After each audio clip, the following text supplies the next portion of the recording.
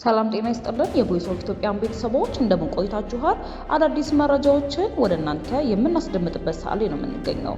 አርዕስተ ዜናውን አስቀድመን ወደ ዝርዝር መረጃዎቹ የምናልፍ ይሆናል።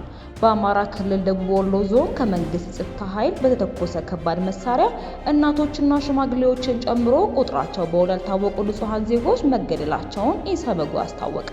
በኢትዮጵያና በሱዳን አዋሳኝ ላይ በተፈጸመ የድሮን ጥቃት የአንድ ሰው ሕይወት ማለፉን ባለስልጣናት አስታወቁ። መከላከያ ሰራዊት ከአንዳንድ አካባቢዎች መውጣቱን ተከትሎ የጸጥታ ስጋት ማስከተሉ ተገለጸ። ሰራዊቱ ወደ ትግራይ ክልል እያመራ ነውም ተብሏል። የቮይስ ኦፍ ኢትዮጵያ ቤተሰቦች እነዚህን መረጃዎች አሁን በዝርዝር የምንመለከተው ይሆናል። ሰብስክራይብ ማድረጋችሁን እያስታወስናችሁ ወደ ዝርዝር መረጃዎቹ እናልፋለን።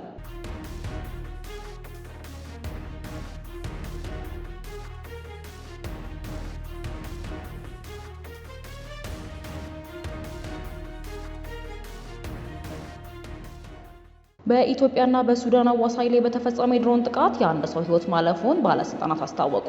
በሱዳንና በኢትዮጵያ ድንበር አቅጣጫ ላይ በምትገኘው የኩምሩክ ከተማ ሐሙስ ዕለት በታጣቂዎች በተፈጸመ የድሮን ጥቃት የአንድ ሰው ሕይወት ማለፉን ባለስልጣናት ገለጹ።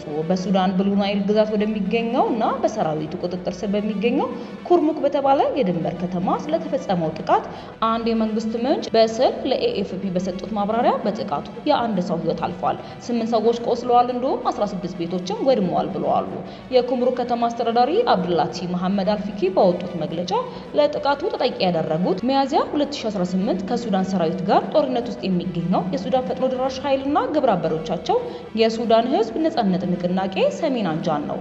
ለ3 ዓመታት ያህል ለዘለቀውና አውዳሚ ለሆነው ጦርነት የብሉ ናይል ግዛት አዲሱ የውጊያ ግንባርም ሆኗል። በአሁኑ ወቅት ጦርነቱ በዋናነት እየተካሄደ ያለው በድሮን ጥቃቶች ነው። ውጊያው በ10 ሺህ የሚቆጠሩ ሰዎችን ለሞት የዳረገ ሲሆን ወደ 11 ሚሊዮን የሚጠጉ ሰዎችን ደግሞ ከቀያቸው አፈናቅሏል። ይህም በዓለም ላይ ግዙፉን የረሃብና የመፈናቀልም ቀውስ ፈጥሯል። የሱዳን ህዝብ ነጻነት ንቅናቄ ሰሜን በዚህ ወር በብሉ ናይል ግዛት በሚገኘው የሰራዊቱ ይዞታዎች ላይ ጥቃት በመሰንዘር ወደፊት ገፍቷል። በዚህ አካባቢ አንጃው ከኢትዮጵያና ከደቡብ ሱዳን ጋር የሚዋሰኑ ደቡባዊ የድንበር ክፍሎችን በቁጥጥሩም ስር አድርጓል። ለኤኤፍፒ መረጃ የሰጡት አንድ ስማቸው እንዳይጠቀስ የፈለጉ የአካባቢው ባለስልጣናት እንደገለጹት ረቡዕ ምሽት በኩምሩክ በሚገኝ አንድ ትምህርት ቤት ላይ የድሮን ጥቃት ተፈጽሞ ነበር። ሆኖም በጥቃቱ የደረሰ የሰው ህይወት መጥፋትም ሆነ የመቁሰልም አደጋ የለም ሲሉ ማያያዙ ተናግረዋል። ጦርነቱ ሀገሪቱን ለሁለት የከፈለ ሲሆን ሰራዊቱ የሱዳንን መካከለኛ ሰሜናዊና ምስራቃዊ ክፍሎችን ሲቆጣጠር፣ የፈጥኖ ደራሹ ኃይልና ግብረ አበሮቹ ደግሞ ምዕራባዊና ደቡባዊ ክፍሎችን በበላይነት ይዘዋሉ። የሱዳን ህዝብ ነጻነት ንቅናቄ ሰሜን በኖባ ተራሮች ሌላኛው ጠንካራ ይዞታው የሚገኘው በደቡብ ኮርፋዳን ግዛት በአሁኑ ወቅት እጅግ አስከፊ የውጊያ ቀጠና ሆኗል። ወደ ቀጣዩ መረጃችን ስንሻገር መከላከያ ሰራዊት ከአንዳንድ አካባቢዎች መውጣቱን ተከትሎ የጸጥታ ስጋት ማስከተሉ ተገለጸ። ሰራዊቱ ወደ ትግራይ ክልል እያመራ ነውም ተብሏል። ሰሞኑን የፌዴራል ጸጥታ ኃይሎች ከተለያዩ አካባቢዎች ሙሉ በሙሉ ወይንም በከፊል መውጣታቸውን ተከትሎ በአካባቢው ነዋሪዎች ዘንድ ከፍተኛ የጸጥታ ስጋት መፍጠሩን አዲስ ስታንዳርድ ያነጋገራቸው ነዋሪዎች ገልጸዋል። በተለያዩ የሀገሪቱ ክፍሎች የሚገኙ ነዋሪዎች የፌዴራል ኃይሎች ከሰፈሩባቸው አካባቢዎች ለቀው መውጣታቸውን ተናግረዋል። ይህም የኃይል ስምሪት ለውጥ በትግራይ ክልል እየታየ ካለው ውጥረት ጋር ተያይዞ ወደ ሰሜኑ የሀገሪቱ ክፍል እየተደረገ ያለ ዳግም ስምሪት ሳይሆን አይቀርምም ተብሏል። በደቡብ ኢትዮጵያ ክልል ጋርዱላ ዞን ደራሼ ወረዳና በኦሮሚያ ክልል ቄለም ወለጋ ዞን አልፊሎ ወረዳ የሚገኙ ነዋሪዎች ለኢትዮጵያ መከላከያ ሰራዊት የተወሰኑ አካባቢዎችን ለቀው መውጣቱን ተከትሎ የጸጥታ ክፍተት መፍጠሩን፣ ይህም ለግጭት መንስኤ እየሆነ መምጣቱንም ተናግረዋል። የመዋቅራዊ ጥያቄ መሰረታዊ ምላሽ እስካላገኘን ድረስ ሁኔታው በዚህ የሚቀጥል ይመስላል ሲሉ የገለጹት ነዋሪው በአካባቢው ያለው ሰላም በአብዛኛው የተመሰረተው በፌዴራል ኃይሎችና በስፍራው መኖር ላይ ብቻ መሆኑንም አክለው ተናግረዋል። በተመሳሳይ በቄለም ወለጋ ዞን የሳዩና አንፊሎ ወረዳ ነዋሪዎች ወጣቶችን በግዳጅ ወደ ውትድርና የመመልመል ዘመቻ መኖሩንም፣ ለመከላከያ ሰራዊት ክፍሎች ከባድ መሳሪያዎችን በመያዝ ወደ ጋምቤላ ክልል አቅጣጫ እየተንቀሳቀሱ መሆኑንም ተናግረዋል። የጸጥታ ኃይሎች ስምሪት ለውጥን ተከትሎ የታየው ስጋት በአንዳንድ አካባቢዎች እስከ አስከፊ ግጭትም አምርቷል። ረቡዕ ዕለት የአካባቢው ነዋሪዎችና የህዝብ ተወካዮች ምክር ቤት አባላት እንደገለጹት በጋሞ ዞን በሁለት ወረዳዎች በተገለጸ ግጭት 15 ሰዎች ሲገደሉ ሌሎች በርካታ ሰዎች ደግሞ ቆስለዋል። ግጭቱ የተቀሰቀሰው በአስተዳደራዊ ወሰን ጥያቄዎችና ለረጅም ጊዜ በዘለቁ የማህበረሰብ መካከል ውጥረቶች ምክንያት መሆኑን የገለጹት ኃላፊዎቹ መከላከያ ሰራዊት ግጭቱን ለመከላከል በአካባቢው ባለመገኘቱ የተፈጠረው የጸጥታ ክፍተት ለጥቃቱ መባባስም ምክንያት ሆኗል።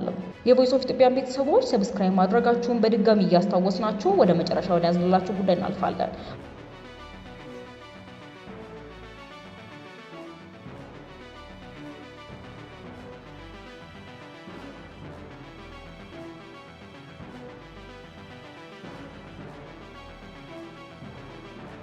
በአማራ ክልል ደቡብ ወሎ ዞን ከመንግስት የጸጥታ ኃይል በተተኮሰ ከባድ መሳሪያ እናቶችና ሽማግሌዎችን ጨምሮ ቁጥራቸው በውል ያልታወቁ ንጹሃን ሰዎች መገደላቸውን ኢሰመጉ አስታወቀ።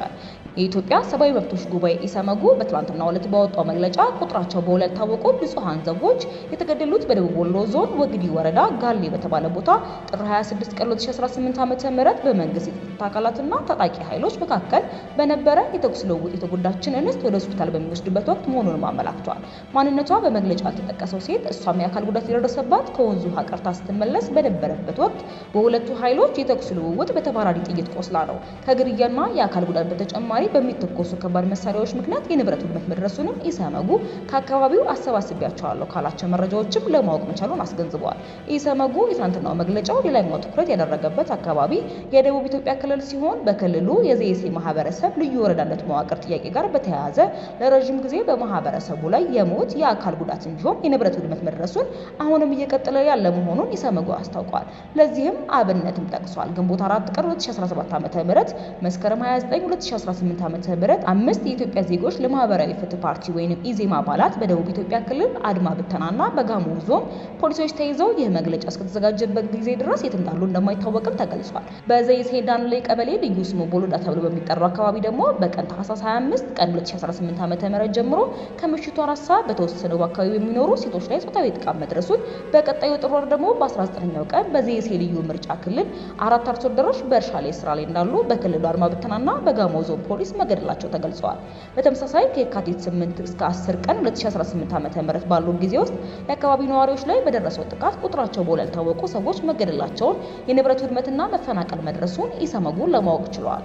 ይሁንና የተጠቀሱ ጉዳዮች በተመለከተ የመንግስት ምላሽ ለማካተት ኢሰመጉ ከአርባ ምንጭ ዙሪያ ወረዳ አስተዳደር መረጃዎችን ለማግኘት አድርገው ያለው ጥረት እንዳልተሳካለትም አመላክቷል። ሁለቱንም ክልሎች በተመለከተ ባስተላለፈው ጥሪ የደቡብ ኢትዮጵያ ክልል የፍትህ አካላት በዘይሴ ዳንሌ ቀበሌ በሴቶች ላይ ጾታዊ ጥቃት የፈጸሙ የጸጥታ አካላትን ለፍርድ እንዲያቀርቡ፣ በደቡብ ኢትዮጵያ ክልል የጸጥታ አካላት ተይዘው የት እንዳሉ የማይታወቁትን 5 የኢዜማ አባላትን የደቡብ ኢትዮጵያ ክልል ፍትህና የጸጥታ አካላት የት እንዳሉ ለቤተሰቦቻቸው እንዲያሳውቁና በወንጀል የሚፈልጉ ከሆነ ወዲያውኑ ለህግ በማቅረብ ፍትህ የማግኘት መብታቸውን እንዲያከብርም ጠይቀዋል። የፌዴራልና የአማራ ክልል መንግስታት በአማራ ክልል በንጹሃን ላይ እየደረሰ ያለውን የሰብአዊ መብት ጥሰት በቂ ትኩረት በመስጠት የሰዎችን ህይወት የመኖርን መብት እንዲያከብሩና እንዲያስከብሩ ጥሪ አስተላልፈዋል። የቮይስ ኦፍ ኢትዮጵያ ቤተሰቦች ለዛሬ ያዝንላችሁ መረጃዎች እነዚህን ይመስሉ ነበረ። በሌሎች መረጃዎች እስከነገናኝ ድረስ በደህና ቆዩ።